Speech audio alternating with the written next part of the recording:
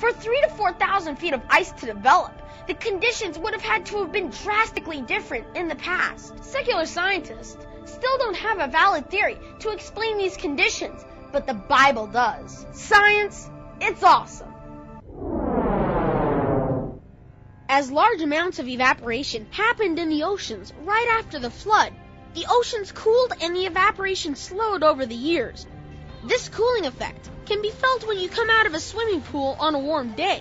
You feel cold because the water is evaporating off your body. Also, as the lingering fine ash particles started to settle out of the upper atmosphere, the summers began to warm. When the ocean's evaporation slowed, the snowfall also slowed. Couple this with warmer summers, and the advancing ice age eventually came to a stop. Instead, the great melting began, this time at a much more rapid pace than it grew. Creation scientists have run calculations and found that the ice age could have disappeared in as little as 70 years. As the ice melted, some of the water was trapped behind large inland lakes and ice dams. It is now widely believed by scientists around the world that a very large ice dam near Sandpoint, Idaho, held back large amounts of melted ice water. As the ice age was waning, the dam eventually broke, sending water across eastern Washington and down the Columbia Gorge.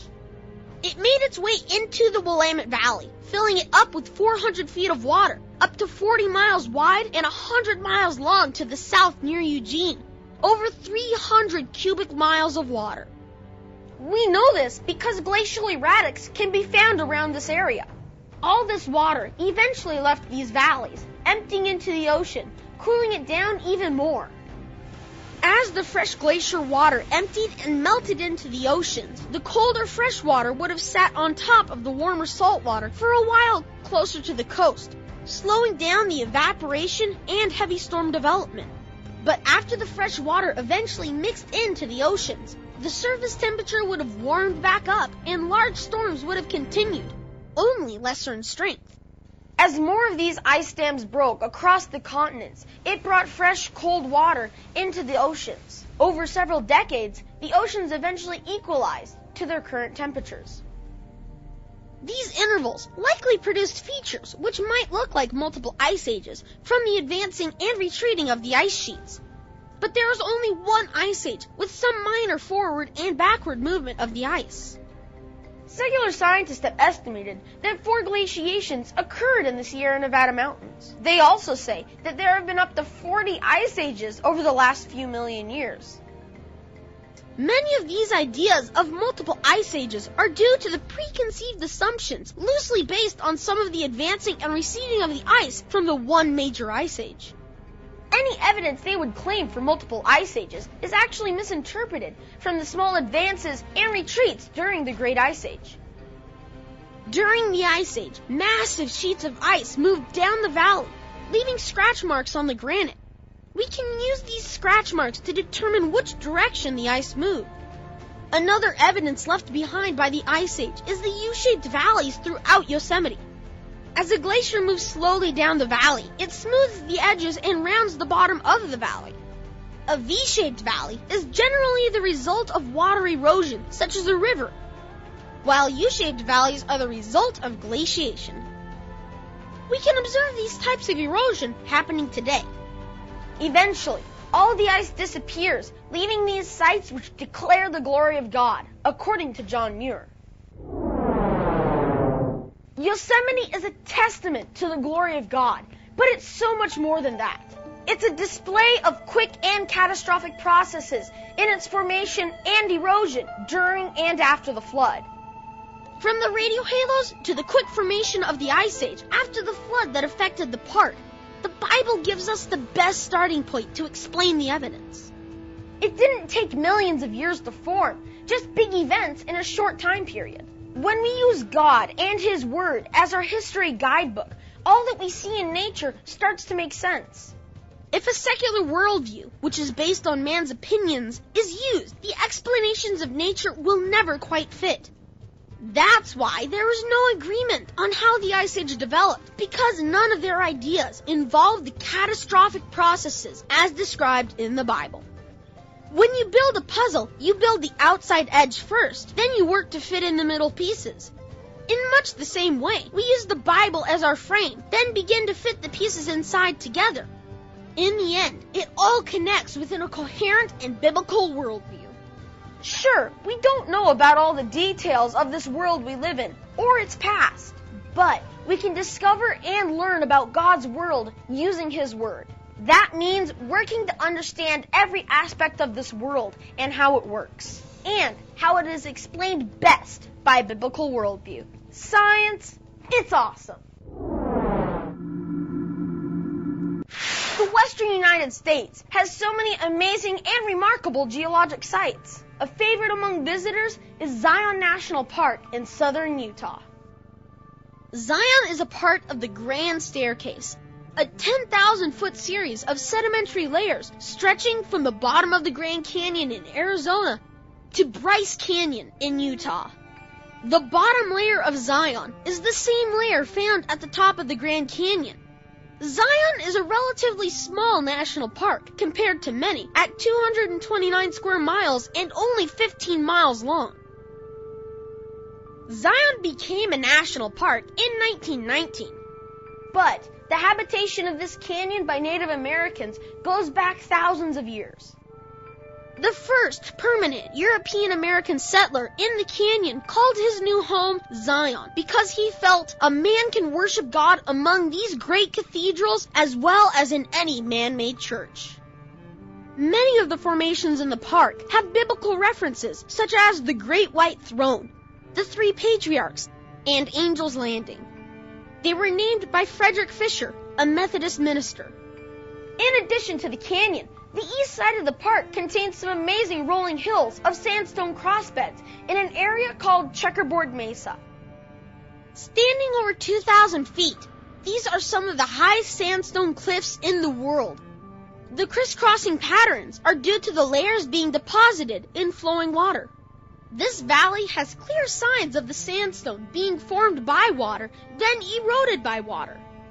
Zion includes 9 separate geologic formations thought by secular scientists to cover 150 million years of Earth's history.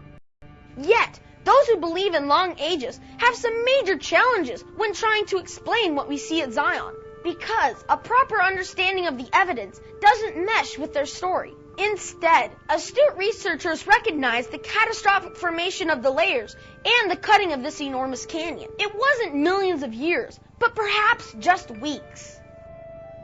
Zion is a towering example of geologic action due to the catastrophic flood action, the biblical flood of Noah's day. As one meanders through the giant canyons, the walls of sandstone are enormous. The largest layer is the Navajo sandstone, which is up to 2,200 feet thick. This layer is known to cover 140,000 square miles of the Southwest. The source of these sand grains can be traced to the northern Appalachians, over 1,000 miles away. Secular scientists have suggested several ideas on how this sand moved across the continent. One idea is that an ancient river transported them from the northeast to the southwest, but no evidence exists for this grand waterway. Another idea is that they were blown across by the wind. But how did they miss being deposited in the Midwest as well? When the details surface, this idea is dashed and broken against a big wall. Without a global flood model, secular scientists have a big challenge trying to explain how these sand grains got here. But with worldwide catastrophic conditions during the flood, the sandstones are easily explained. When sand is blown, the backside of a dune is typically more than 30 degrees. We also know that if water moves sand, the backside of the dune is less than 30 degrees. This can be observed around the world and can be tested in the lab. Most of the crossbeds in the Navajo sandstone have angles less than 30 degrees, which we can deduce that they were moved by water. Only one event in Earth's history would have the water and speed to move 140,000 square miles of sand. That event was the global flood of Noah's day. When you tour through Zion Canyon, one question keeps on coming to mind. How was it cut? Whatever the process was, it had to work its way through thousands of feet of sediment. Secular scientists attribute Zion's erosion over millions of years to the Virgin River, which flows through the bottom of the canyon. Just a casual glance at the Virgin River shows that it flows too gradually to have caused this much erosion. The river doesn't even reach the canyon walls. What is more, as one looks deeper into the canyon's features, it becomes evident that this canyon was cut in a very short period of time, just days or hours. How? Let's look a little closer. One of the strongest evidences researchers use for a young cut canyon is how steep the canyon walls are.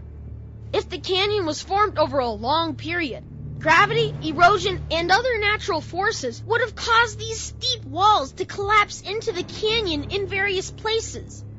As a result, this valley would have been V-shaped with lots of debris. But there is very little debris on the canyon floor, which is a sign of a much younger canyon. In several places around the park, there are huge arches high in the canyon walls. Arches like these in sandstone will eventually erode away and fall to the canyon floor. If the Virgin River took millions of years to carve this canyon, then these arches should have collapsed and eroded away a long time ago, but they are still there. In addition, the park is full of hanging valleys.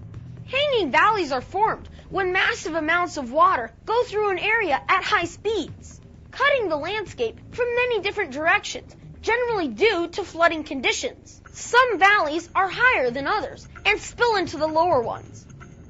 When the floodwaters go away, the intersections of the upper canyons into the lower canyons are left hanging. Zion is full of these giant hanging valleys. A huge amount of water moving together at the same time would be required to create these features. If small streams over long periods of time were responsible for carving the hanging valleys, then they should have been eroded down or be completely gone. Yet, they remain as a remnant of a global flood where the receding floodwaters raced across the entire continent. One of the features in the park that secular scientists point to as evidence for slow and gradual erosion by the Virgin River is a place called Big Bend. They say that if catastrophic processes were at work, this feature would have been eroded away. We know that when flowing water finds an obstruction, it usually finds a way around it. Obstructions will usually be harder than the layer being eroded. The water finds a weaker point and goes that way. This is exactly what happened in Big Bend, and this is consistent with a biblical view. You can make this simple observation at the beach. Watch how receding waves cut the sand. Most of the time, they don't go in a straight line, but find the weakest point in the sand. With all of these observable facts, the amount of water and the speed of the water needed to cut Zion, it is a testament to the flood of Noah's day. After covering the entire earth, by day 150, the floodwaters were receding. As the continents rose and the ocean valleys sank, water ran off the continents, first in sheets. Then it began to channelize.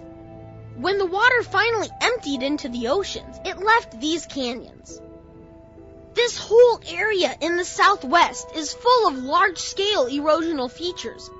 Secular scientists have had a difficult time explaining all of these features through slow and gradual processes. The global flood best explains what we see here at Zion and at many other geologic features around the world. The biblical record can be trusted. As we look at the geologic record, the evidence starts to make sense when you include a catastrophic global flood, as described in the Bible, as a real historic event. At your local swimming hole, you might find something like this, a large shelf of sandstone with cool erosional features. This sandstone was formed by water erosion. During the winter and spring, it's covered in water. But in the summer, it flows in channels through the sandstone, giving us a miniature scale model of how Zion Canyon was formed. There's a big body of water behind this sandstone. The river cuts around it and through it, forming channels. The first thing you'll notice about these channels is the water runs pretty fast through them. It's very straight and the walls are almost vertical. There are also pebbles and rocks down at the bottom. Not silt like a slow-moving river would leave. If the water were to stop flowing through one of these channels, it would look much like Zion Canyon today on a miniature scale. Multiple channels like these give us an idea of how sheet erosion happened first, making a flat surface. Then, when the water went down, it formed channels and cut through the rock, making these canyons. The channels start narrow, then widen out into big pools. There are places halfway through some channels where it becomes a big pool and then divides into two canyons. If you look closely, there are also some cool erosional features that we see on a large scale in Zion. Zion has many hanging valleys, like this one on a miniature scale. If the water left this canyon right now, it would look much like the hanging valleys of Zion. As you look around the channels, you'll see these almost circular potholes that are caused by swirling water. We also see these features in Zion Canyon today. Near the end of the channels, the water becomes faster and the erosional features more erratic. Then it drops off into a large body of water. It didn't take a little trickle of water over millions of years to carve these erosional features. Science, it's awesome. Through our study of the canyon, it's plain to see that the Bible's description of a catastrophic flood event best explains the formation of these layers and the erosion at Zion, hands down. Secular scientists look at present geologic processes and say changes happened over long ages, like at Zion. They hold to this uniformitarian belief because they have a secular humanist worldview. This worldview denies that there is a God who created and who delivers judgment against sin. If man does not have to be accountable to the Creator, then he can live any way he wants. The Bible tells us that it's by their own actions and thoughts that they hold this worldview and deny the truth found in God's Word, not because of an unbiased view of the evidence. We can view the evidence starting with the truth of what the Bible says, and it matches up with quick catastrophic events. Zion shows God's great handiwork, but also His judgment. The Bible tells us that the global flood was brought by God because of man's rebellion against his Creator. Only one man was found righteous, Noah, and he and his family were saved. Notice the grace of God. He sent a means of salvation through the ark. The flood was real. The Bible can be believed. But there's also a warning to all of us. God's judgment is coming again, this time by fire. Man had over 100 years before the flood to turn and repent of his rebellion.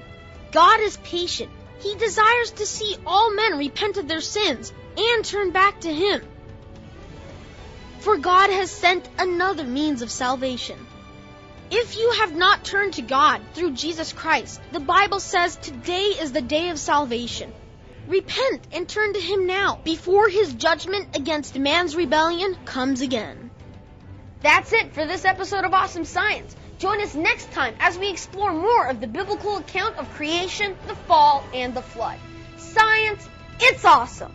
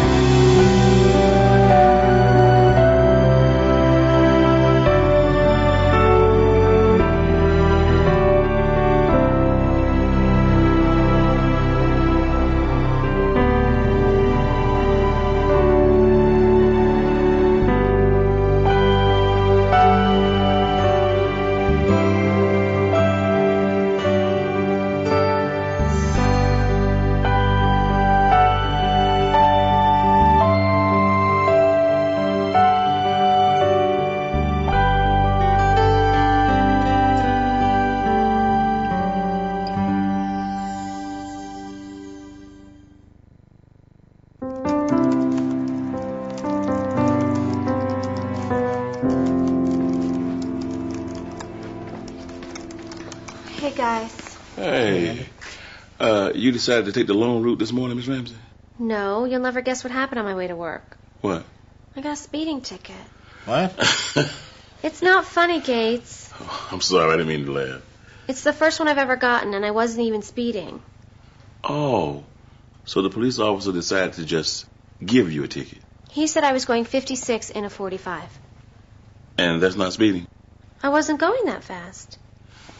Andy, was the speed limit 45? Mm-hmm. Well, if you were going 46, then you were speeding. But I wasn't going 56. But you were going at least 46. Yes. Well, then you were speeding. You see, if the speed limit is 45, then that means your speed is not to exceed 45 miles per hour. Whose side are you on anyway? I'm not on anybody's side. But if you were going just 1 mile per hour over the speed limit, then technically by law, you were speeding. You know, they usually don't give speeding tickets to people unless they're doing about 10 miles over the speed limit. Oh, and he said you were doing 56 in a 45. Right. Well, there you go. You missed it by 1 mile per hour. Gates! Well, I wasn't going 56 miles per hour. I was going 50, maybe. I don't speed. the officer thinks you do. Well, the officer is wrong, and I'm not going to pay the ticket. I'm going to go to court and present my case. Well, Andy, I could save you some time and effort. You won't win. The judge will believe the officer over you and make you pay the fine. Travis is right. You need to save the time and pay the fine.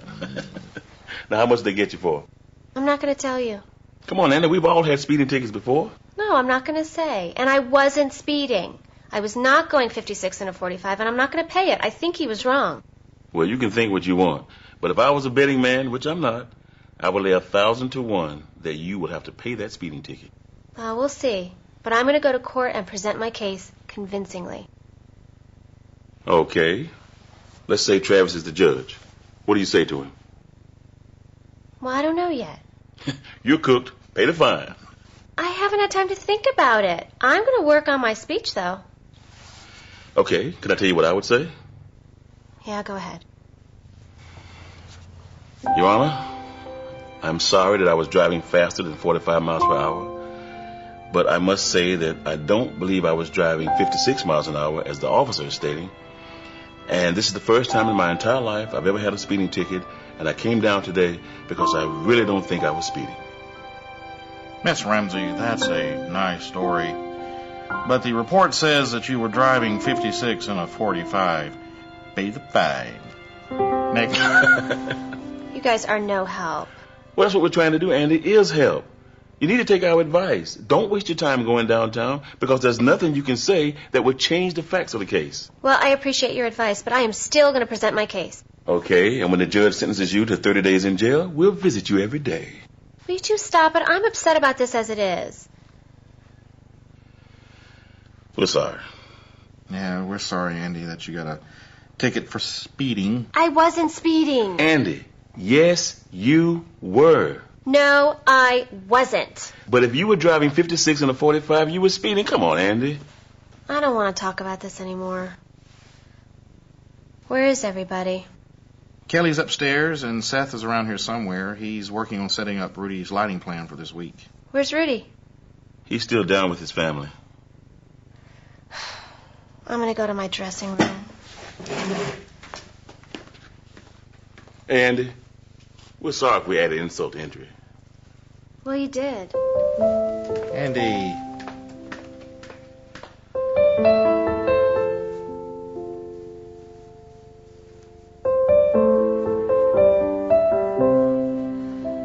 Hey, Andy. Hey, What's wrong? I got a speeding ticket.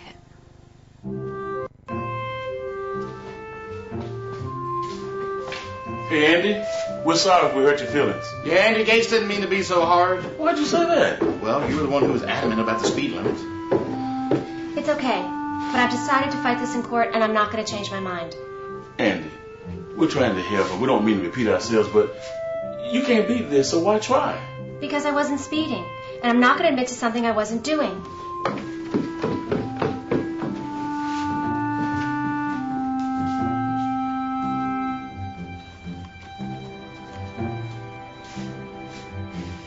She really believes she wasn't speeding. Seems that way. Maybe we can get her to see the light a little. What do you mean? I've got an idea. Wait here. What are you looking for?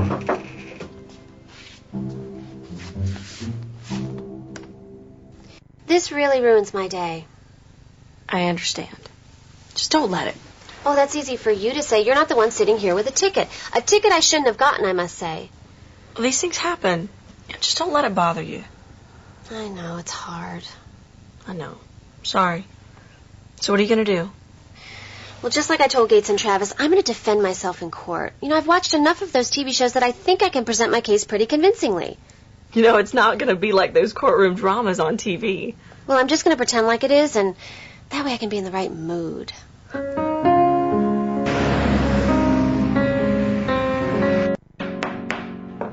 Order in the court. Order in the court. Mr. Johnson, you may call your first witness. Thank you, Your Honor. The court calls Officer Randall O'Reilly.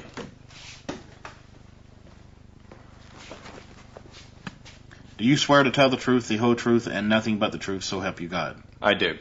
Please state your name. Officer Randall O'Reilly. Thank you. You may be seated. Officer O'Reilly, would you tell the court about the incident in regards to Miss Andy Ramsey and her vehicle on the morning in question for this case? Yes, sir. I was working my patrol as I normally do when I clocked Miss Ramsey doing 56 miles per hour in a 45 mile per hour zone. I double-checked my radar gun to confirm that she was indeed speeding, and I pulled Miss Ramsey over and issued her a citation. Now, are you sure she was going the speed that you were indicating? Yes, sir. My radar gun does not lie. They are extremely accurate. And do you check the accuracy of these radar guns? Yes, routinely. But I know that my radar gun was working properly that day. And how do you know that? Because one of the other officers on duty, he and I routinely check our guns against each other. I check his speed, he checks my speed. Both are always correct, so I know that my radar gun was working accurately that day. Thank you, Officer O'Reilly. You've been very convincing. You may be seated. Thank you. Your Honor, the court now calls Miss Andy Ramsey. Do you swear to tell the truth, the whole truth, and nothing but the truth, so help you God? I do. Please state your name. Andy Ramsey. Thank you. You may be seated. Miss Ramsey, would you tell the court about this ticket you received? Yes. I was not speeding. I was going a little over 50 miles per hour. It could have even been 50. But this officer says I was going 56 in a 45. I don't speed.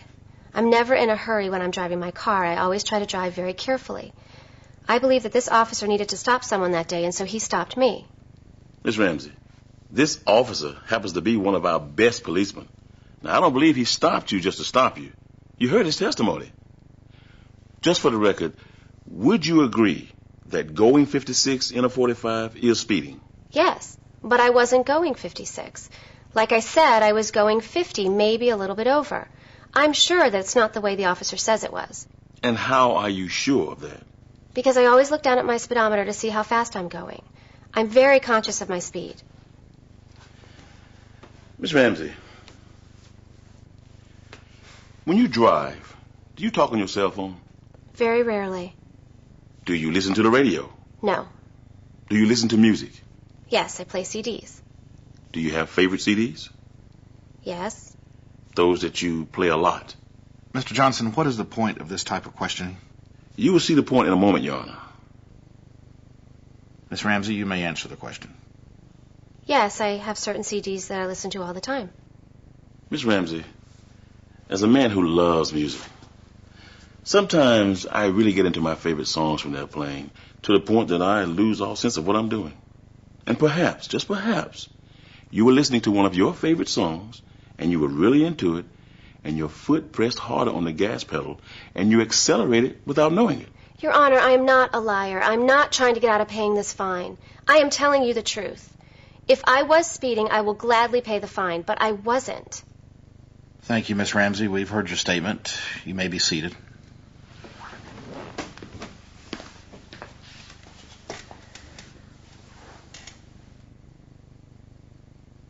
I must admit that this is going to be a very difficult decision for me. I have heard the testimony of Officer O'Reilly and the testimony of Miss Ramsey. I believe Miss Ramsey to be a fine woman and that she truly believes that she was not speeding. But I also believe Officer O'Reilly as well, and that he was correct in what he reported, and that his equipment was working properly on the day that he recorded your speed. So therefore, since it is my duty to make a decision, I must make a decision in favor of Officer O'Reilly. So, Miss Ramsey, you are found guilty of speeding, and you must pay the fine that is stated on your citation. Case closed. But, Your Honor, Travis, I wasn't speeding. Andy, what we've been trying to tell you is that you can't win this. It's your word against the officers. But I wasn't speeding. I'm sorry, Andy, but you were. Gates, I don't lie. I'm telling you the truth. Do you believe me? Andy. Do you believe me? Andy, I Travis, do you believe me? I really can't say. Seth, Well, Andy, I just don't know much about it. I am so shocked that you don't believe me. I know that I wasn't going over 50 miles an hour when I got that speeding ticket. I know I wasn't. Andy, wait.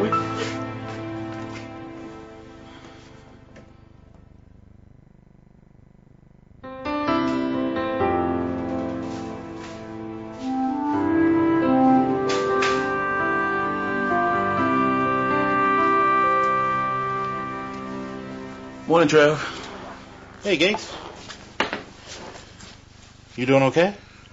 Yeah, I guess. What do you mean, I guess? Just concerned about Andy. Why is that? Well, she's going to court tomorrow. Already? She just got the ticket. Yeah, I know, but the court date is set for tomorrow, and she is going. I do not know why she is so determined about trying to beat that ticket. I don't know either. But there's got to be a reason. I mean, we both know Andy to be an honest person. Very prompt, very thorough. She always knows her lines. She's always ready for her scenes. I mean, if she says she wasn't speeding, I believe her. I do too. But was the officer lying? I don't think so. No, I don't think the officer was lying. Well, don't ask me. I just know she's not going to get off. Yeah, I know that too. But there's got to be more here than any of us know. There's got to be a reason why she says she wasn't speeding. And, Your Honor, I'm always conscious of my speed. I'm never in a hurry when I go places. I always obey the traffic laws. And I'm a proud citizen of this community. I mean, I never throw my papers out the window or anything like that. I always put my gum wrappers and stuff in the trash can. And I know without a shadow of a doubt that I was not going 56 miles per hour. There has to be some kind of mistake because I know I wasn't going that fast. I'm paranoid when it comes to driving my car. I mean, I look down at my speedometer like every 2 seconds. So that's how I know I wasn't going 56.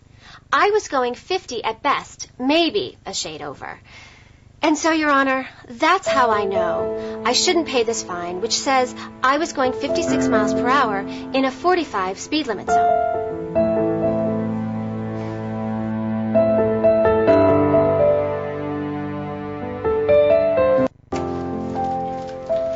Hey, everybody. Hey. Hey, Seth. Hey, what you got? I had to run to the store and pick up some gels.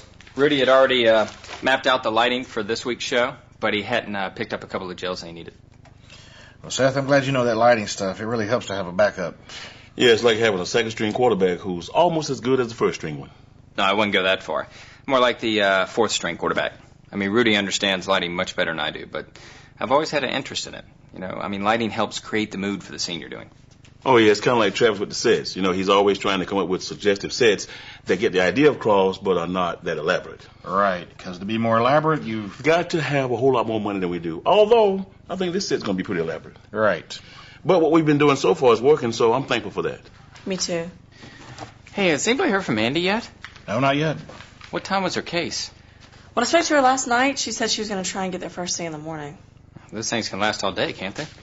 They can keep you waiting. There's usually a lot of people there every day. And Gates, how would you know that? I just know. Yeah, it sounds to me like maybe you've been to one of those things before. Let's don't go there. Gates, have you ever been to court before? Well, Kelly, let's just say that if Jesus hadn't come into my life and rescued me from myself in my younger days, then right now I would have a nice, comfortable bed in prison. I've never been to court, and I pray to God he makes it that I'll never do anything so that I'll ever have to go there. Me either. How about you, Seth? Oh, no. No court for this guy. Well, you guys are lucky. Well, I should say blessed. I'm glad for you. And I hope Andy's okay today. You know, I said a special prayer that the Lord will show her the truth in this. What do you mean? Well, it seems to me that she's more in denial than admitting that she actually was speeding. And like I said, technically, if you're just 1 mile per hour over the speed limit, you're speeding. Now, I know police officers give people grace and don't usually stop them if they're a little over. But the truth is, you're speeding if you're 1 mile per hour over. And we all do it. I just don't think Andy saw it quite like that. I don't think so either. You know, it's just like sin. One sin keeps a person out of heaven. Commit one sin, you're guilty of all. That's the Bible. You know, Gates, we should try to do a show around that theme. Yeah. And we could use this situation. We could play out a courtroom drama like we did with Andy. Yeah, and I could be the attorney, because I've always wanted to play one. And I could be the guy that's the specialist who always has the information, all the answers. Love playing characters like that. I could be the guilty person on the stand. Get all dramatic and start to cry. Oh, it'll be fun. Well, I'd like to play an attorney as well.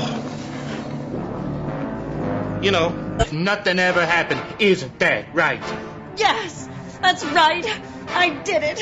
I did it. Case closed. That was good, you guys. But I just got one thing to say. The two of you have watched too many old television shows. Well, TV shows or not, they had me on the edge of my seat.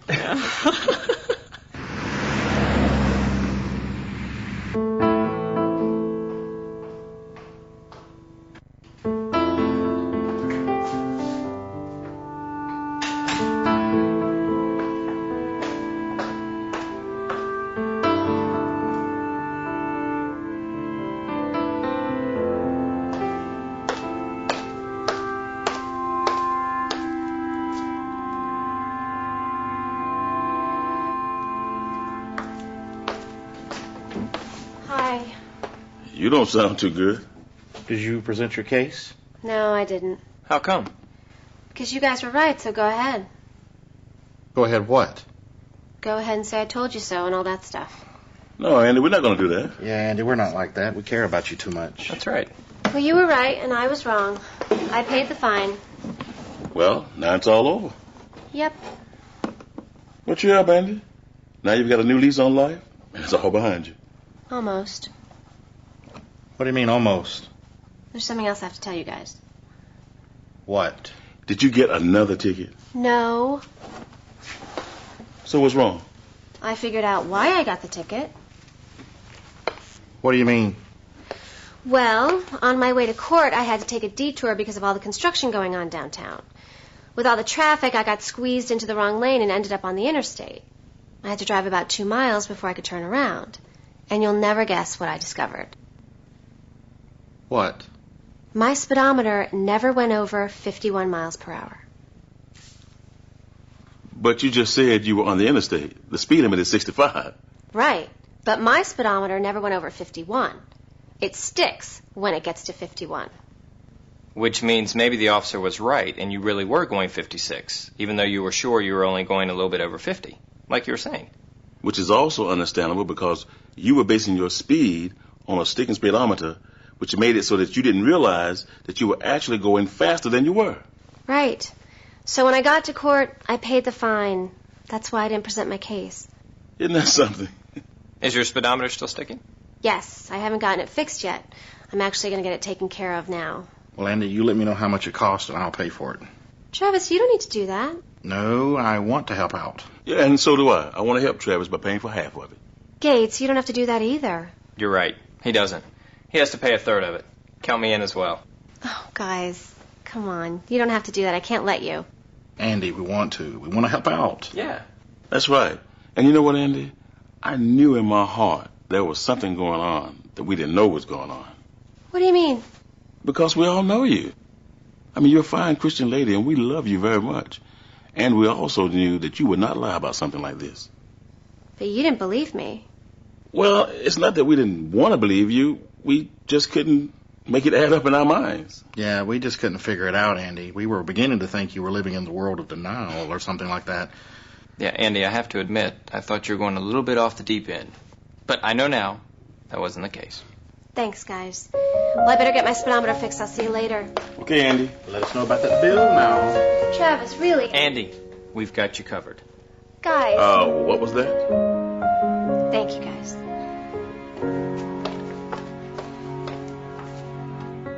You know, her speedometer wasn't working right. And she based her information on something that wasn't working right, which made her think that her information was right. But in reality, it wasn't right. Did you get that? I think so. At least it sounded profound. Oh, yeah, it was profound, all right. And there was a very good spiritual lesson in it for us all. You see, we have to know